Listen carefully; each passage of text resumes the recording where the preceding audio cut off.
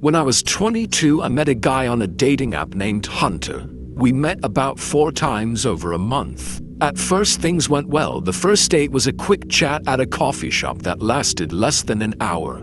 I wanted to be careful to see if he was normal. The second date was at a nearby bar where we had a few drinks and both got drunk, which made for an interesting moment.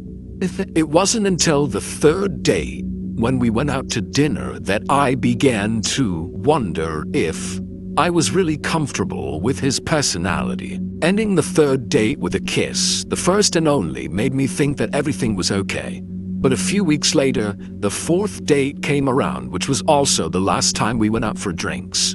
This time, I felt less excited and more aware of his strange behavior, which made me feel a little uneasy. Hunter drank more than usual and became very touchy at the bar, constantly trying to get too close, which I didn't like in public. I politely declined, and after a short while, I made an excuse that I was tired to leave. He agreed to pay, and as we were leaving on the way to my car, Hunter suddenly asked if we could go home together. I said not tonight because I was tired and had work the next day, although that was just an excuse. He continued to try to convince me, but I didn't want to let the situation get out of hand, especially since I had already decided not to see him again. As I left the parking lot, as I drove home, I noticed a car following me after a few turns. It looked like Hunter's. After noticing this at a traffic light, I texted him and he confirmed the follow, saying he just wanted to make sure I got home safely. Feeling threatened, I pulled over and texted him to stop. He read the message and drove away. When I got home and went to bed, I received a text apologizing and asking to meet him at his place next time. I didn't reply right away, and Hunter continued to text me the next morning. I finally decided to reply that it was nice to meet him, but felt we weren't compatible and wanted to focus on myself. The sarcastic messages immediately followed, along with the request to return the money he had spent on previous meetings. After those tense messages, I had to block Hunter's number. I thought it was over, but I started getting a lot of calls without a caller ID. Regardless, he finally got the message and stopped. The next day, when my parents weren't home, I came home from work to find a bouquet of flowers on the front steps with a card. The card was an apology from Hunter, asking for a second chance.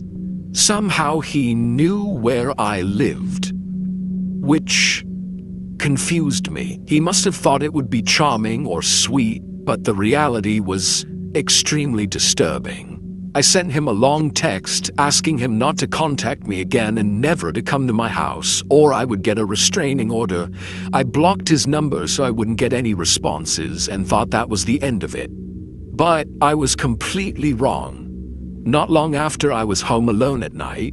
My parents' house was huge, and I had a bedroom in the attic, the highest point in the house. I woke up in the middle of the night to something I wasn't sure what at first, but it felt like it was coming from downstairs. I listened harder, and then I heard a door opening clearly outside my bedroom, one of the upstairs rooms. No one was in the house at the time, and even in the haze of waking up, I still thought about intruders.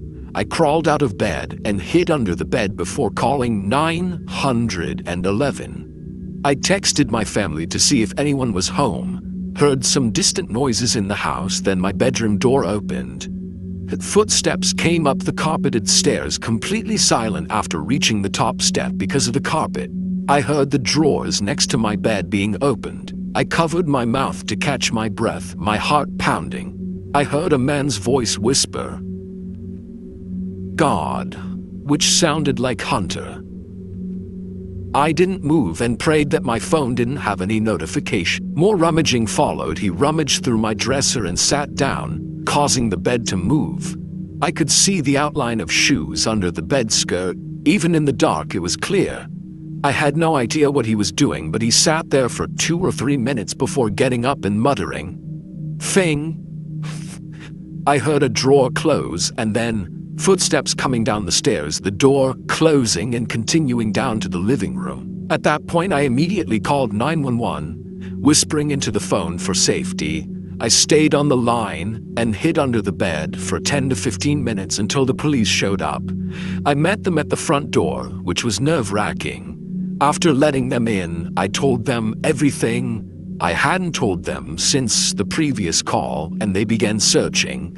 Meanwhile, another female police officer came to assist in the search, and it turned out that all the windows were unlocked. I reported everything verbally and received some documents they left before my parents returned the next day. They knew everything from my texts and calls. We went to the police station with the reports and provided detailed information, including texts and screenshots, including one of him admitting to following me home.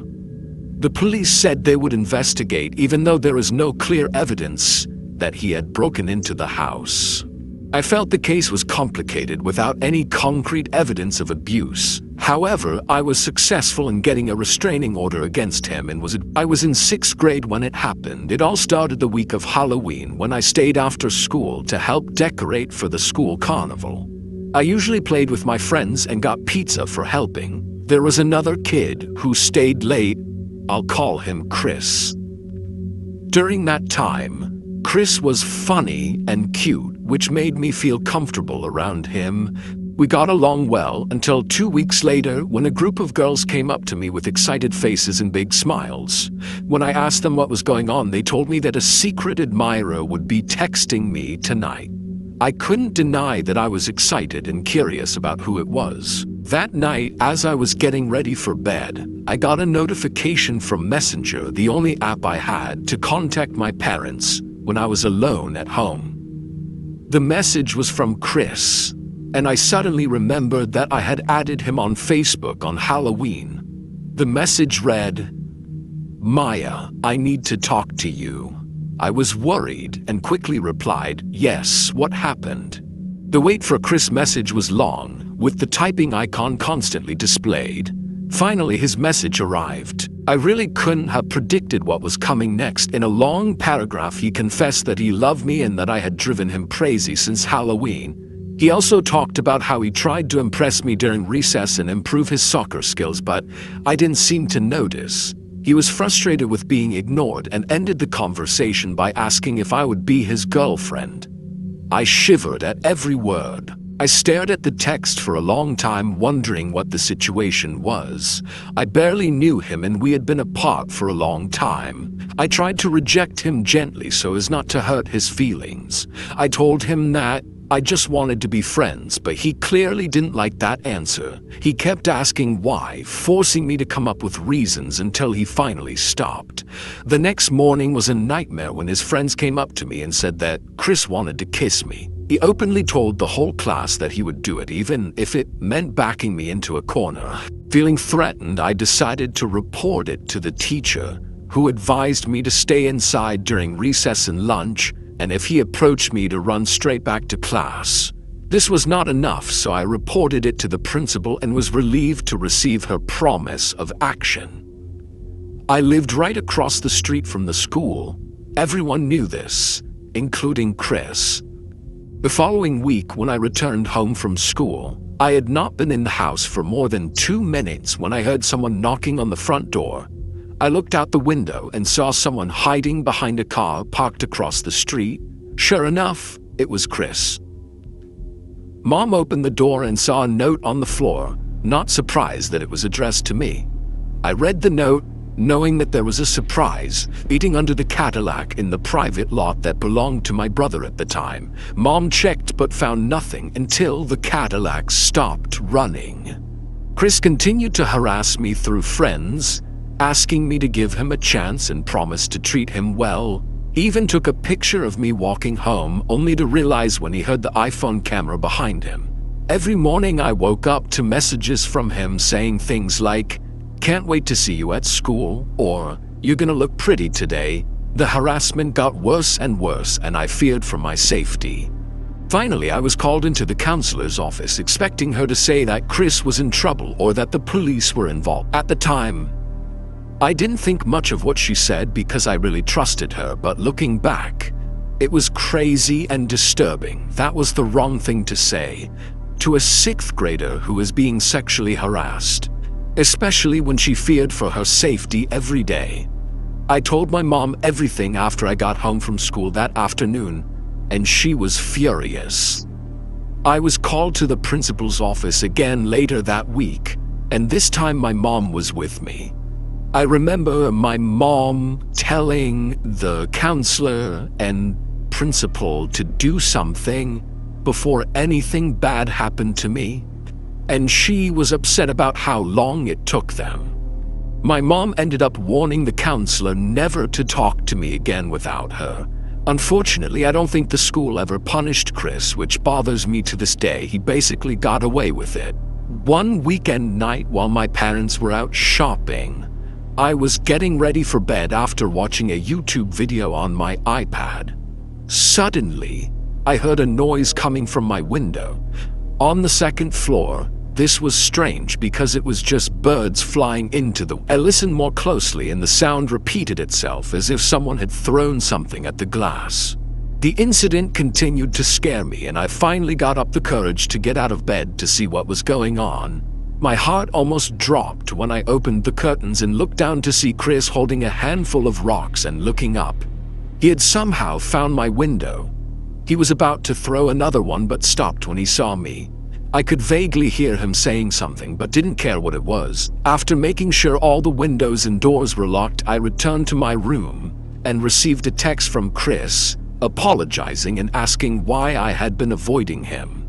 I blocked him right away. Fortunately, I never had a similar incident again, even though I went to school with him for many years from 6th grade through high school. The last I heard about him was that he was arrested. For what reason, only God knows. The saddest part of the story is that a counselor could have said that the behavior was a compliment and a lesson for me as a girl. I hope that woman no longer works with children.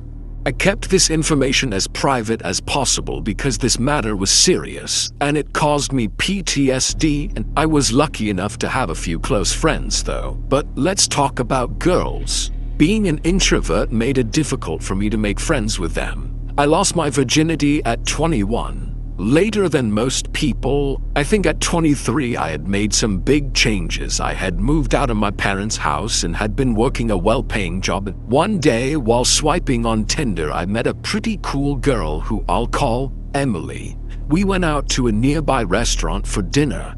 I was nervous, wondering if she was judging me or if I was being awkward. By the end of the night, I felt like she didn't want to see me again. However, before I went to bed, Emily texted me that she had a good time and liked me, which made me happy. So we went on a second, third, and fourth date. Honestly, things went really well. After I got over my anxiety, we quickly became lovers.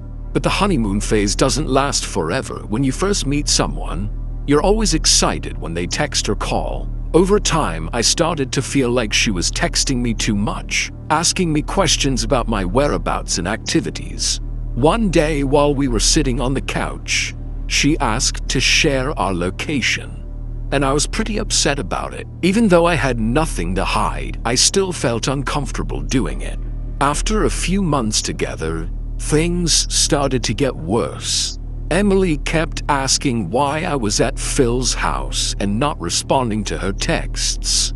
It got so intense that one night, when I was staying with Phil and my friend Mark, Emily actually went to Phil's house and his mom took her down to the basement where we were staying. She couldn't hide her anger and yelled at me for not replying to her messages. I suggested we discuss it later, but she insisted that I go with her. I apologized to my friends and went out with her. On the street, we argued when she wanted to go home together and I said no. We were clearly in separate cars, so I drove home and told her not to follow. Once we got home, I sent her a long text message saying that we needed a break and that I needed space. It's not fair to break up over text, but I was afraid to confront her face to face because I didn't know how she would react. She started calling and texting non-stop until she stopped answering, throwing a tantrum right outside the door with the doorbell ringing, so much that the neighbors had to intervene. My neighbors advised her to go home, after hearing Emily's insults. After that incident, I decided to stop sharing my location and immediately received an angry response from Emily. I was even more certain of my decision to end the relationship, sending one last message: "I'm sorry, Emily, but I have to block you for a while because you scared me." Soon after, Emily stopped sharing her location. About a week later, I went to Phil's house to relax with friends and came home around 11 p.m. When I got home, I was still hungry, so I heated up some food and lay on the couch watching a horror movie. Suddenly, I heard noises coming from the dining room. The layout of the downstairs was a circle from the kitchen to the dining room to the living room to the study, all separated by a wall in the middle. The recess of the dining room had a door instead of a gaping hole. I've included this photo to give you a better idea of the completely silent situation I found myself in. As I picked up the remote and muted the TV, I accidentally heard the door that separated my office from the dining room open. Looking into the dining room, I asked loudly if anyone was there, but no one answered. My blood ran cold when I saw the door open, as I tend to keep my doors locked in my house, and this one was no exception. I went into the kitchen, grabbed the largest knife from the knife rack, and immediately called 911. This was my first time calling 911, and I was deliberately loud so that anyone who was there would know that I was talking to the police, although the appropriateness of this action can be debated. I told the police that I suspected my problematic ex-girlfriend of breaking in and asked them to send someone. The rest of the call was a detailed explanation of the situation and why I thought it was my ex-girlfriend. The dispatcher advised me to wait outside if possible, so I stood outside near the front door. To my surprise, the police car arrived quickly, and I briefly explained what I thought was happening and guided them into the house. Together, we thoroughly checked every nook and cranny, the small hidden spaces in the closets, every closet, under the bed, under the sofa, even the small attic. After making sure no one was there, he told me to call him back if anything suspicious happened, giving me the impression that he trusted me and knew I wasn't making things up or losing my mind. That night was definitely a mess. There was no way I could sit in the living room watching a movie. I ate the food I'd put in the microwave, went upstairs, and locked the door. I texted all my friends and family about how scared I was. But since there was nothing there, I just told myself it was just a creepy moment when something moved around the house. I almost texted Emily, but held back. And I took a melatonin pill and quickly fell asleep, even though I am a light sleeper, but something woke me up. I don't know what it was, but the unsettling feeling in the room was still there. I checked my phone and received a series of messages from an unfamiliar number, which was probably why I woke up. I quickly realized it was Emily. Even though I hadn't read the entire text, I knew that she was apologizing and wanted to meet up and talk in person tomorrow. She kept asking if I was awake and urging me to get up, a total of 8 times in the text. Surprisingly, she didn't try calling, even though I texted back that it was crazy to wake me up. At this hour, I realized that in just the past few days, I had made it clear that I didn't want anything to do with Emily anymore, that I wanted some peace and quiet. Right after I pressed send, I heard a scream from the closet next to my bed. It was Emily's voice. The closet door swung open, and I barely managed to get out of bed, opened the bedroom door, and ran outside. I quickly noted that the door was unlocked. I pushed the door back, held it tight as she tried to open it, and even stabbed her through the crack with a knife. At that point, instead of yelling at her for being crazy, I told her I loved her and asked her to stop. That calmed her down, and she calmed down, so I took the opportunity to silently call 911 while locking the door. We continued talking through the door while the 911 call was still going through. I explained that I was having a hard time but still loved her and planned to come back. She suddenly became frantic and asked me to open the door. I convinced Emily to drop the knife, and she finally agreed, throwing it across the room with a loud bang. Immediately, I opened the door and wrestled Emily to the floor despite her resistance and hysterics. I held her down while screaming the address into 9911. When the police arrived, they broke down the front door with a loud bang that could be heard over the chaos. Emily was quickly handcuffed and in hysterical tears. The whole event left me in indescribable horror. It was the most nightmarish night of my life. A long and serious legal process began to bring Emily to justice. I did not want my name or information to be the focus of YouTube crime channels, so I was very careful about revealing personal information. Emily was detained on multiple serious charges, which did not bring me any relief. The fact that someone who had been so integral to my life was now trying to hurt me was heartbreaking. Initially, because I loved her, I did not recognize her unstable behavior. I know this story will haunt me forever, and even anonymously sharing it has finally brought me some relief.